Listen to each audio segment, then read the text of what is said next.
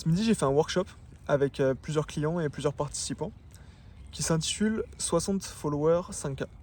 Pourquoi? Tout simplement parce que mon tout premier mois dans le business, j'ai fait 5490 € de chiffre d'affaires avec 60 followers sur Insta. Et l'un des premiers points que j'aborde dans ce workshop, c'est le fait qu'on est des entrepreneurs et pas des créateurs de contenu.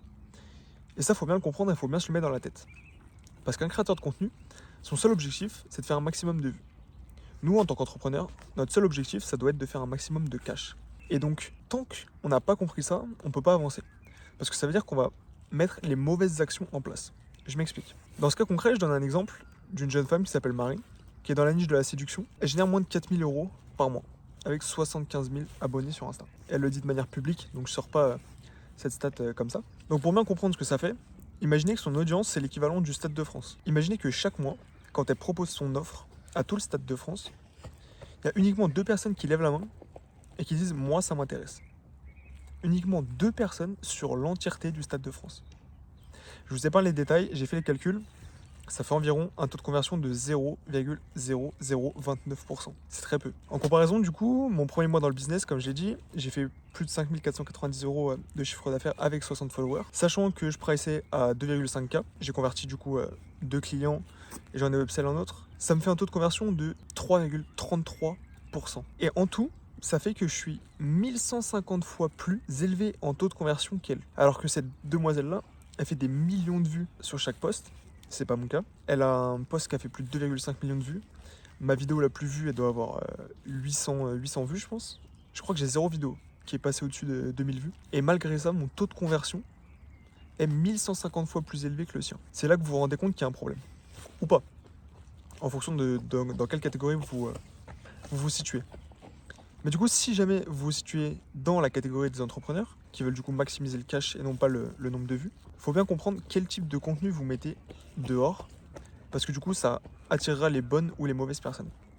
Les mauvaises personnes, c'est les personnes qui sont là uniquement parce que vous les divertissez. C'est des personnes qui vont commenter, qui vont liker, qui vont vous envoyer des DM, mais qui ne sortiront absolument jamais la carte bleue quand vous ferez une offre. Jamais. Sauf que nous, on s'en fout. Qu'est-ce qu'on s'en fout qui partage votre contenu, qui l'enregistre? Le seul truc qu'on veut, c'est faire du cash. Et surtout, aider les bonnes personnes. Comment on fait ça? En tout cas, c'est la manière dont je le fais personnellement. Donc, quand on crée du contenu, on se base sur créer un bon hook, créer un bon script, un bon corps, créer un bon CTA, etc. Et c'est ça qui fait que on va manipuler les gens pour qu'ils like, qu'ils commentent ce genre de choses. C'est pour ça que votre engagement, il va être très très haut. Parce qu'en fait, tout est manipulé pour faire ça. A contrario, au lieu de créer du contenu, on va le collecter. C'est-à-dire que au lieu de se poser face à une page blanche, et de se dire ok, qu'est-ce que je vais pouvoir créer qui va m'assurer de créer l'engagement, vous allez tout simplement raconter, donc collecter ce qui s'est passé dans votre life ou dans votre business. Et donc en fait, au lieu d'exploser le nombre de vues, d'exploser le compteur de j'aime, d'exploser le compteur de commentaires, la seule chose que ça va faire, c'est que ça va attirer des gens qui sont intéressés parce que vous faites déjà dans votre live ou dans votre business. Donc vous parlez du passé, vous parlez de quelque chose qui est déjà arrivé. Alors que quand on crée du contenu, on parle de quelque chose de futur. Parce que c'est pas quelque chose qui est raconté, c'est pas quelque chose qui s'est déjà passé. Et donc elle est là la différence. C'est que si vous voulez attirer des gens qui vont acheter vos services, votre coaching, votre consulting, votre accompagnement, peu importe, il faut que vous commenciez à collecter ce qui se passe dans votre activité, dans votre business. Ça peut être un résultat client, ça peut être l'histoire d'un client qui vous a rejoint et pourquoi. Ça peut être ce que vous avez mis en place dernièrement qui a marché ou qui n'a pas marché. Okay. Mais au lieu de créer, vous allez commencer à collecter. Et je vous jure que ça fera une énorme différence. Donc, dernière chose, réfléchissez à ce que vous voulez être.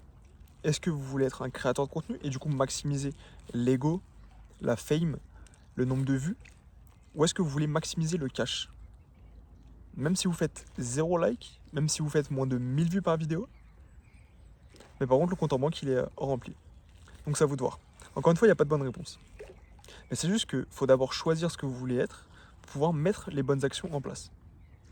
L'inverse n'est pas possible. Si tu veux voir les coulisses de mon business minimaliste qui fait que je vais atteindre les 10 000 € par mois de manière hyper simple en travaillant moins de 4 heures par jour, T'as le lien dans la description, t'as la vidéo qui t'explique tout le modèle. Sur ce, je te souhaite une excellente soirée. Ciao.